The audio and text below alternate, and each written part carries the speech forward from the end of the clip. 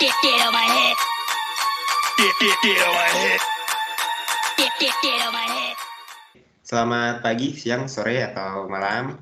Jadi pada kesempatan kali ini kami dari kelompok PSTC 7 akan mempresentasikan hasil laporan final kami mengenai perancangan sistem terintegrasi 1. Jadi kelompok kami ini terdiri dari Ansila, saya sendiri Niko, dan juga Davi. Oke, next. Selanjutnya, apa aja sih yang akan dibahas dalam presentasi kali ini? Jadi ada beberapa topik dari unit 1 hingga 7. Jadi yang pertama ini ada pengkajian potensi permintaan. Lalu yang kedua ini ada perancangan produk fase 1, yaitu melakukan penggagasan dasar. Lalu di unit 3 ini ada perancangan produk fase 2, yaitu pemilihan material dan alternatif produk berbasis antropometri. Lalu yang kelima, itu ada pemilihan dan perancangan proses manufaktur. Yang keenam ada perancangan stasiun kerja, dan yang terakhir adalah manufakturan produknya. Oke, mari kita mulai saja dari yang pertama, unit 1, pengkajian potensi permintaan. Oke, next. Nah, jadi di sini ini pada unit ini kita akan memilih produk apa yang akan kita buat, ya kan. Nah, ya, produk yang akan kita buat itu adalah dongkrak gunting, dongkrak mobil. Nah, apa itu dongkrak mobil? Nah, dongkrak mobil itu alat yang digunakan untuk mengangkat mobil. Misalnya saja untuk mengganti ban atau mengganti sesuatu yang mengalami kerusakan pada bagian bawah mobil. Nah, dongkrak itu digunakan untuk mengangkat mobil tersebut. Next.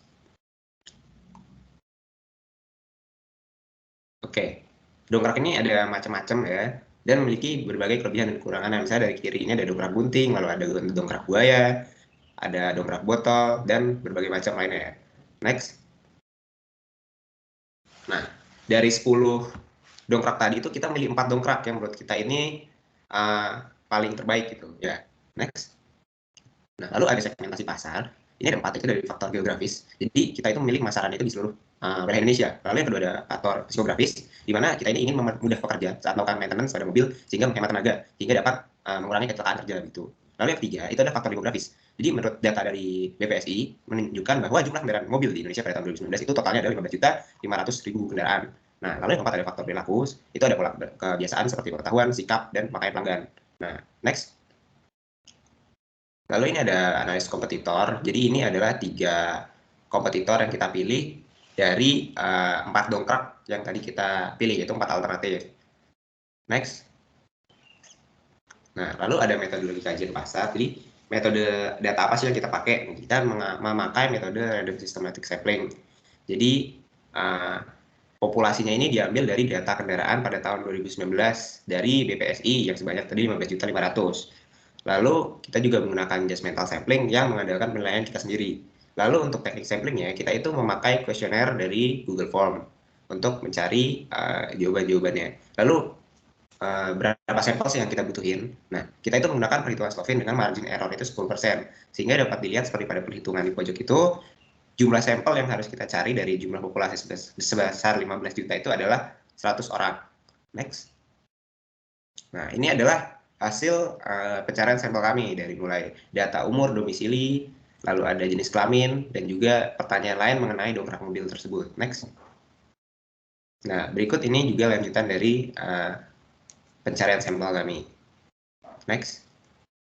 Nah, lalu setelah kita mencari sampel tadi melalui kuesioner itu kita dapat bahwa produk yang akan terpilih itu adalah dongkrak gunting karena persentase pemilihnya itu lebih besar, yaitu sebesar 48%.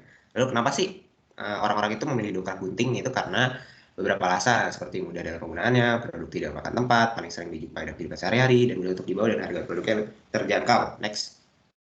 Nah, lalu unit selling point.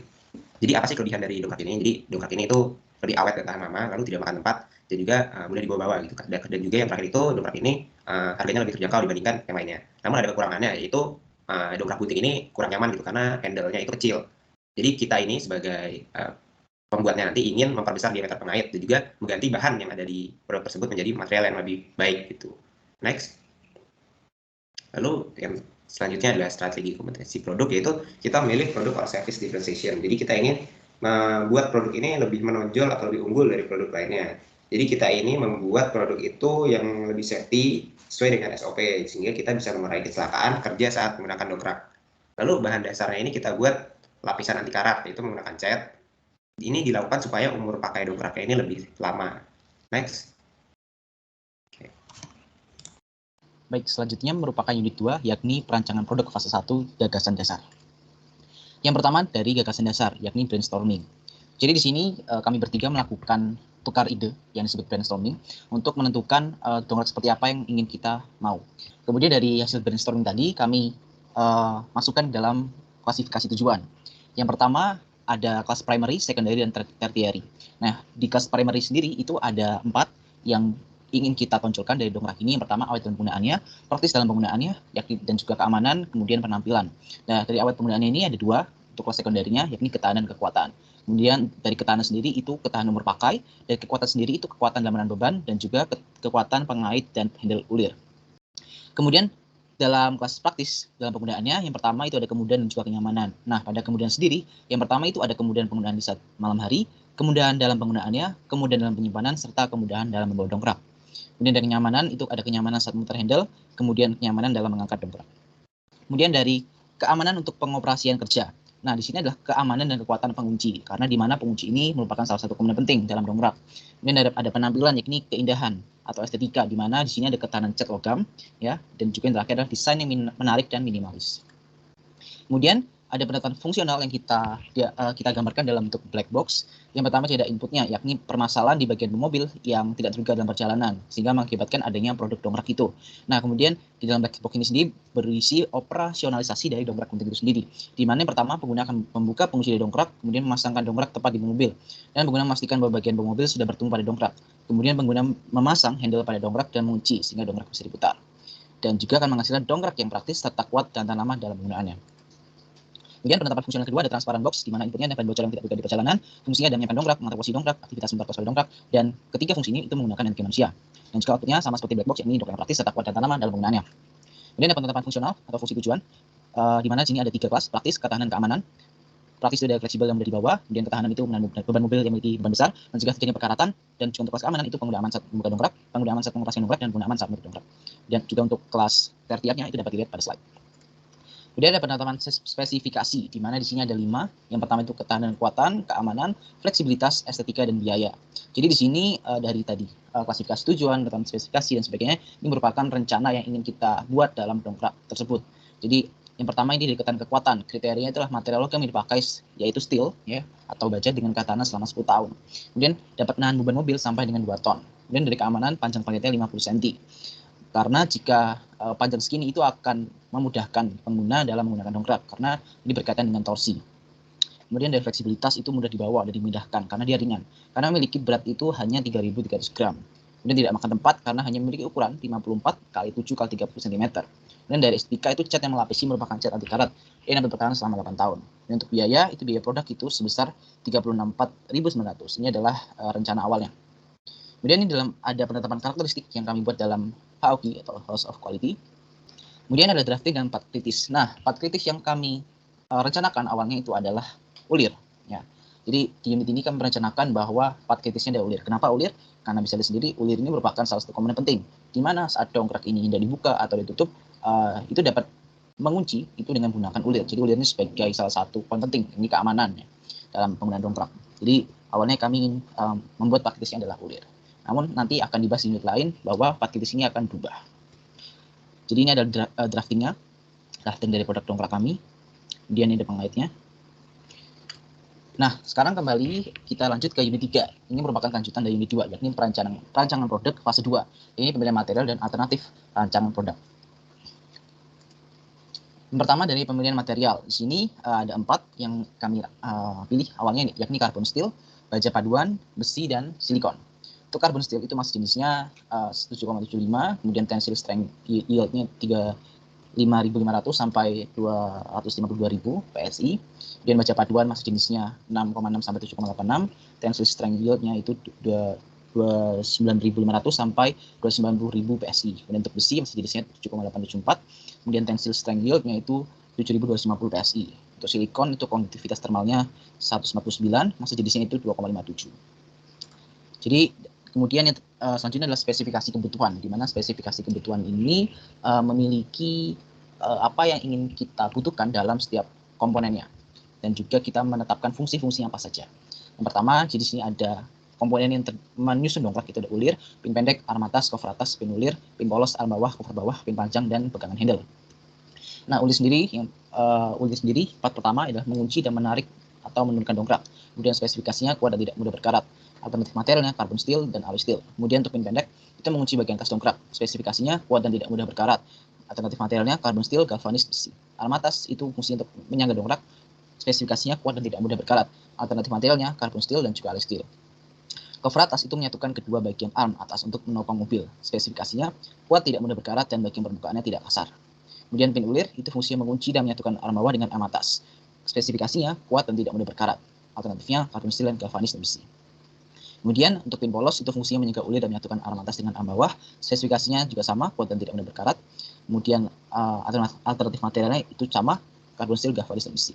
Untuk arm bawah itu untuk penyangga dongkrak, spesifikasinya sama. Cover bawah itu menyatukan bagian arm bawah dan untuk penyangga beban mobil, spesifikasi juga sama. Untuk pin panjang itu fungsinya untuk menyatukan cover bawah dengan arm bawah, spesifikasi juga sama. Nah, untuk pegangan handle ini fungsinya untuk memudahkan pengguna agar handle tidak licin. Nah, spesifikasinya itu adalah erat dan tidak licin. Material yang digunakan adalah karet, kain, dan silikon. Kemudian ada peta morfologi. Di sini ada material badan dongkrak, material pegangan handle, material pin. Nah, untuk material badan dongkrak itu kami merencanakan menggunakan steel dan juga alloy steel. Untuk material pegangan handle kami menggunakan karet, kain, dan silikon. Material pin itu steel, galvanis, atau besi. Dan di sini kita ada 18 alternatif berdasarkan perhitungan yang sudah ada di sini. Jadi dari 18 alternatif ini, ya, jadi dari kombinasi antara part-part yang ingin kami rancang, dari steel, alloy steel, karet, kain, silikon, steel, galvanis, dan besi, kami menemukan ada 18 alternatif. Nah, dari 18 alternatif ini, kami memilih 4 alternatif terpilih, yakni alternatif 10, kemudian alternatif 1, alternatif 12, dan juga alternatif 3. Di mana alternatif 10 ini adalah alloy steel, karet steel, alternatif 1 itu steel, karet steel, alternatif 12 itu alloy steel, karet besi, dan alternatif 3 itu adalah steel, karet, dan besi. Ini adalah 4 kemungkinan material yang akan kami pakai dalam pembuatan dongkrak ini. Kemudian kami juga membuat evaluasi alternatif dan juga skala penilaian. Jadi seperti yang tampak di layar. Kemudian jadi kriteria A, B, C, D ini itu berdasarkan dari spesifikasi kebutuhan tadi. Ya, juga sama dari spesifikasi kebutuhan. Jadi bisa dilihat di sini. Misalkan untuk kode A itu berkaitan dengan umur pakai. Untuk B itu berkaitan dengan ukuran produk. Untuk C itu panjang handle. Untuk D itu biaya produk. Dan E itu umur cat anti karat. Ada skala penilaiannya. Kemudian ada matriks evaluasi alternatif. Jadi di sini dari 4 alternatif yang sudah terpilih, itu kami memilih kembali alternatif mana yang kira-kira akan kami gunakan atau akan kami rancang hingga nanti proses pemanufakturan produk. Di sini ada 5 kriteria juga, dan juga parameternya untuk ketahanan kuatan itu tahun, fleksibilitas itu milimeter, keamanan itu milimeter, biaya itu Rp1.000, dan estetika itu tahun. Kemudian ada value engineering, di mana value engineering kami melihat biayanya itu dan juga nilainya itu apakah tinggi, rendah, atau sedang saja. Total biaya dari originalnya, ini dari biaya materialnya itu yang pertama 333.400. Ini dari redesign karena kami menambahkan karet dan cat anti karat, itu biayanya menjadi 364.900. Kemudian adalah bill of material dari produk yang akan kami buat. Kemudian ada spesifikasi produk dan komponen, bisa dilihat pada slide. Kemudian ini lanjutannya. Dan juga ini ada primary part and material file. Jadi part utamanya yang akan kami buat. Di sini sudah tersedia informasi seperti berat, panjang, lebar, tebal, satuan, dan bentuknya itu unit atau bentuk unitnya itu balok atau silinder. Jadi di sini ada 2 balok atau lebih tepatnya itu pelat, kemudian ada silinder juga. Ini ada secondary part and material, jadi part atau komponen yang sekunder, yakni ada pegangan handle dan juga karet. Kemudian selanjutnya terdapat output pada unit 4, yaitu perancangan produk berbasis antropometri. Next. Pada yang pertama ini terdapat data antropometri. Untuk kelompok kami mengambil 100 data antropometri dari bank data antropometri dengan terdapat data yaitu panjang telapak tangan, lebar telapak tangan sampai ibu jari, dan lebar bahu duduk. Next. Kemudian kami melakukan uji kenormalan data. Dan kami menggunakan uji kenormalan data ini menggunakan software Minitab. Kemudian untuk yang pertama ini terdapat data pada PTT yaitu P-value-nya 0,7735. Kemudian pada LTT adalah 0,533, untuk LTP adalah 0,324, dan untuk LBD adalah 0,778. Next. Berikut ini merupakan rekap uji kenormalan, dan keempat data yang kami ambil ini dari data antropometri dapat dikatakan normal. Dan setelah dilakukan perhitungan, maka keempat data yang kami pilih ini dinyatakan seragam. Next. Kemudian untuk uji kecukupan, untuk ini keempat data kami ini semuanya dinyatakan data cukup karena untuk N hitung kami lebih kecil daripada nilai N. Next. Kemudian ini merupakan analisis ergonomi produk. Untuk dimensi produknya kami menghitung diameter handle, panjang pengait bawah, dan panjang pengait atas. Untuk data antropometri diameter handle kami menggunakan PTT, kemudian panjang handle menggunakan lebar telapak tangan. Untuk panjang pengait bawah menggunakan lebar telapak tangan sampai ibu jari, dan panjang pengait atas menggunakan lebar bahu duduk. Untuk presentilnya kami untuk diameter handle mengambil P5, dan untuk panjang handle P95, panjang pengait bawah P95, dan panjang pengait atas P95. Kemudian untuk kebutuhan kelonggaran, untuk keempat data ini kami membutuhkan kelonggaran untuk kebutuhan manufaktur, sehingga untuk ukuran final diameter handle adalah 3,8 cm, panjang handle adalah 9 cm, panjang pengait bawah 11 cm, dan panjang pengait atas adalah 47,5 cm. Next. Kemudian ini merupakan gambar teknik. Untuk yang pertama adalah terdapat gambar produk utuh 3D dari produk dongkrak kami, kemudian terdapat proyeksi depan produk dongkrak, kemudian selanjutnya terdapat proyeksi atas produk dongkrak, kemudian ada proyeksi samping, dan kemudian ini terdapat proyeksi atas produk pengait. Next. Dan ini terdapat gambar isometrik produk dongkrak gunting, gambar isometrik part pengait, dan kemudian terdapat juga 3D exploited view dongkrak dari dongkrak gunting kami, dan kemudian terdapat juga bill of material. Next. Kemudian selanjutnya terdapat output pada unit 5 ini, yaitu pemilihan dan perancangan proses manufaktur. Next. Untuk yang pertama ini merupakan matriks keputusan make or buy. Next. Kemudian terdapat matriks identifikasi prefab. Kemudian selanjutnya terdapat matriks identifikasi fabrikasi pada pin polos juga. Yang ini terdapat material dari prefab. Kemudian untuk urutan pengerjaannya, yang pertama adalah dengan cutting dengan menggunakan gerinda potong, kemudian turning dengan menggunakan mesin bubut, dan drilling menggunakan bor duduk. Next. Dan yang terakhir terdapat grinding dengan menggunakan gerinda duduk. Next. Kemudian selanjutnya terdapat machine and tools. Untuk machine and tools ini, yang pertama adalah pada prefab. Untuk departemennya adalah departemen measuring and cutting dengan menggunakan mesin gerinda duduk dan gerinda tangan. Untuk alatnya menggunakan scriber, tanggem, batu gerinda, gergaji tangan, dan mata gerinda. Kemudian yang untuk fabrikasi, departemennya terdapat lathe milling, measuring and cutting, dan drilling. Untuk mesinnya milling menggunakan mesin bubut, measuring and cutting menggunakan gerinda tangan, dan drilling menggunakan mesin drill. Untuk alatnya menggunakan mata pahat, kaliper, mata gerinda, dan mata drill. Next. Kemudian lanjutan dari kategori fabrikasi tadi, departemennya terdapat milling dengan menggunakan mesin milling, dan alatnya menggunakan hand mill. Kemudian untuk grinding menggunakan mesin gerinda, dan alat menggunakan batu gerinda. Untuk assembly ini, kami hanya menggunakan alat, yaitu tanggem dan palu karet. Next. Kemudian berikut merupakan PPO prefab kami. Next. Dan PPO fabrikasinya seperti berikut. Next. Dan kemudian terdapat assembly chart. Next. Di bawah ini merupakan PTKTK prefab pada Departemen 1 dengan waktu tiap siklusnya adalah 607,5, dengan jumlah produk tiap siklusnya adalah 1, dan waktu untuk membuat satu produknya adalah 607,5 detik. Next. Kemudian berikut ini merupakan penentuan data umum untuk produksi dengan nomor BOM produk untuk produk dongkrak kami dengan target konsumennya adalah 1.007.240 unit per bulan dan dengan laju permintaannya adalah 1.399. Next. Kemudian berikut ini merupakan routing sheet assembly. Kemudian untuk assembly 1, 2, dan 3, dan selanjutnya untuk efisiensi adalah 60 dan reliabilitasnya adalah 65. Next. Kemudian ini untuk routing sheet pada fabrikasi dan routing sheet pada prefabrikasi. Next. Kemudian ini merupakan tabel kebutuhan bahan baku. Kemudian terdapat spesifikasi kebutuhan bahan baku. Untuk yang pertama terdapat alloy steel dengan jumlah bagian per unitnya 4, silinder alloy steel dengan jumlah bagian per unit 7, dan karet sol 1. Next. Baik, selanjutnya adalah unit 6 yaitu perancangan stasiun kerja. Jadi next. Jadi kita di sini ini akan merancang stasiun kerja pertama berdasarkan antropometri. Jadi apa aja yang kita rancang itu ada 2 yaitu meja dan juga kursi. Untuk meja sendiri kita akan mengatur tingginya, panjang permukaannya, lalu ada lebar. Lalu untuk kursi, kita akan mengukur tinggi permukaan kursinya, tinggi sandaran, lebar sandaran. Lalu kembali ke meja itu ada lebar lacinya, lalu di kursi ini ada panjang kedudukan kursinya. Nah, masing-masing itu memakai data antropometri yang berbeda-beda seperti pada tabel. Lalu untuk persentilnya juga dapat dilihat. Nah, ukuran finalnya nanti untuk meja dan kursi itu itu masing-masing seperti pada tabel. Next.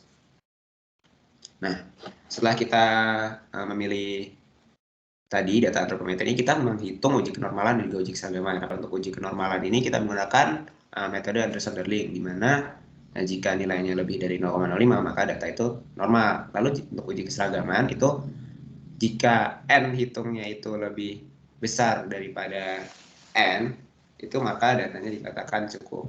Seperti itu. Oke, next.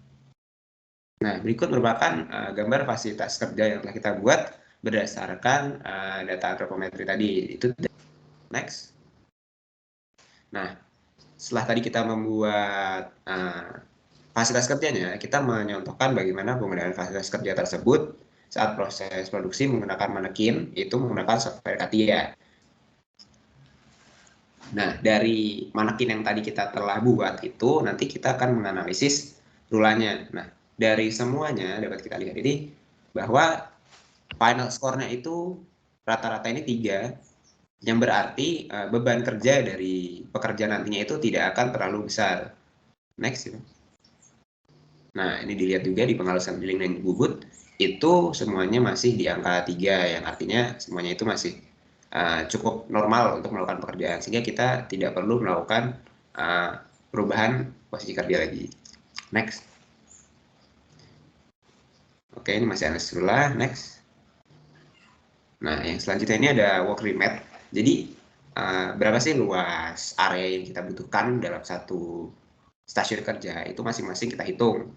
Nah, ini dari kiri ini ada cutting, luas area kerjanya itu nanti adalah 59.000, lalu di sini ada bending, luas area kerjanya juga rata-rata ini 50.000 cm kubik. Next. Ini juga masih di work remit, dari pengalusan drilling dan bubut. Next lagi. Dan ini ada work remit dari proses assembly dan juga pengecatan. Next. Baik, selanjutnya masuk ke unit 7, yakni pemanufakturan produk.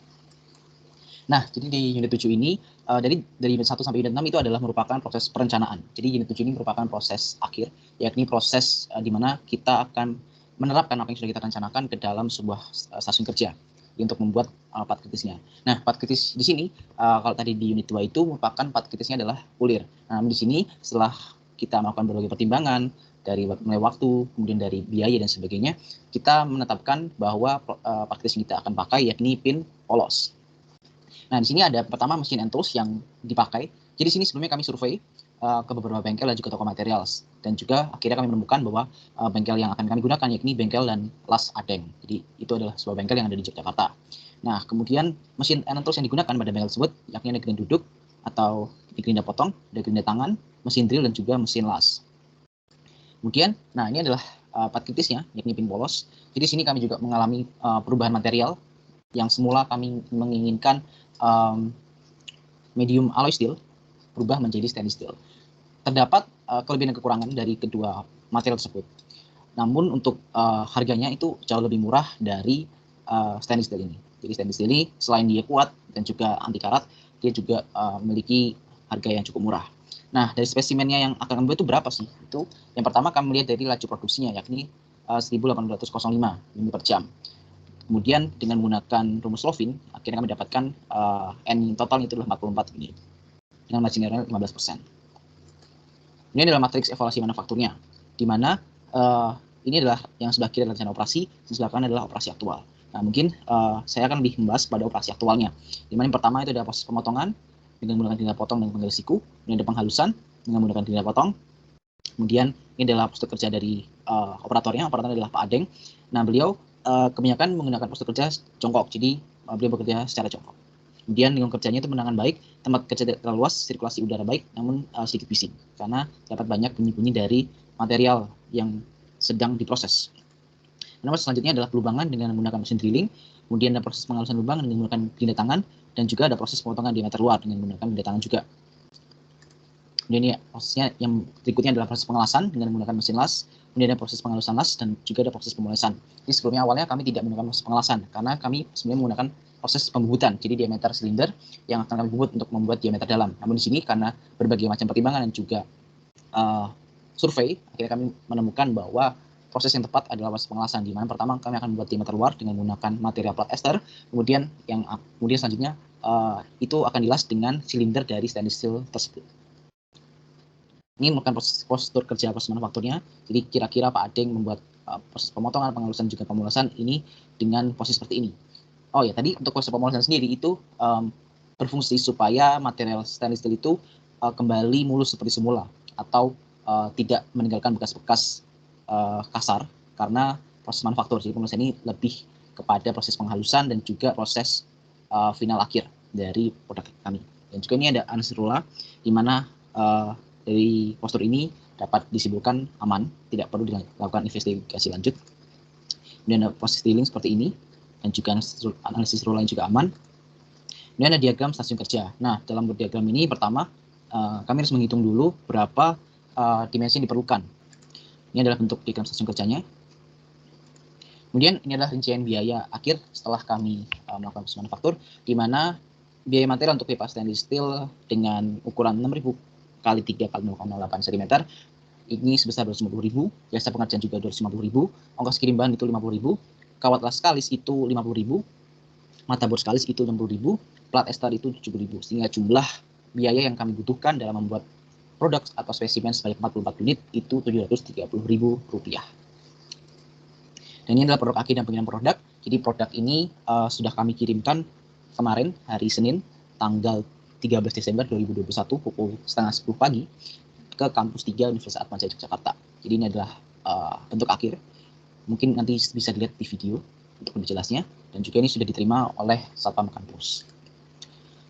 Sekian dan terima kasih presentasi final kami. Semoga apa yang kami sampaikan dalam presentasi final perancang terintegrasi dalam pembuatan produk dongkrak ini dapat bermanfaat bagi semua pihak. Jika ada kesalahan kata, kami mohon maaf yang sebesar-besarnya. Sekian dan terima kasih.